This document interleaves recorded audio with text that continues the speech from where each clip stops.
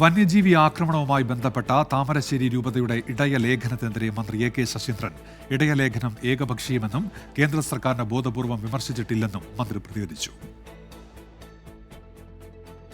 സംസ്ഥാന സർക്കാരിനെയും വനംവകുപ്പിനെയും രൂക്ഷമായി വിമർശിക്കുന്നതാണ് താമരശ്ശേരി രൂപതയുടെ ഇടയലേഖനം. മനുഷ്യത്വരഹിതമായ വനനിയമങ്ങളാണ് കൊണ്ടുവരുന്നത്. വന്യജീവികളെ ശാസ്ത്രീയമായി നിയന്ത്രിക്കാതെ ജനവാസ മേഖലയിലേക്ക് ഇറക്കിവിടുകയാണ് എന്നും ഇടയലേഖനത്തിൽ വിമർശിക്കുന്നു. കർഷകരെ ദ്രോഹിക്കുന്ന നിലപാടാണ് വനംവകുപ്പിന് എന്നും വിമർശനമുണ്ട്. ഈ വിഷയത്തിലാണ് മന്ത്രിയുടെ പ്രതികരണം.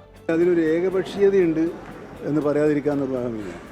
പരിഹാര നിർദ്ദേശങ്ങളുടെ ഭാഗത്ത് വരുമ്പോൾ കേന്ദ്ര നിയമങ്ങളെക്കുറിച്ചും അത് മാറ്റിയെടുക്കാൻ നടത്തേണ്ട ശ്രമങ്ങളെക്കുറിച്ചും ആ ഇടയലേഖനം ബോധപൂർവമായ മൗനം പാലിച്ചിട്ടുണ്ട് എന്നാണ് തോന്നുന്നത്.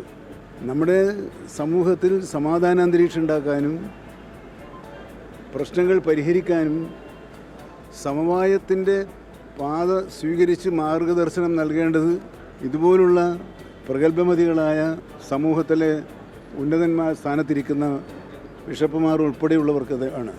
ഇടയലേഖനത്തെ വിമർശിച്ച മന്ത്രി വിഷയം ഗൗരവമുള്ളതാണെന്നും കർഷകരുടെ പ്രശ്നങ്ങൾ പരിഹരിക്കാൻ സർക്കാർ നടപടി സ്വീകരിക്കുന്നുണ്ട് എന്നും വ്യക്തമാക്കി.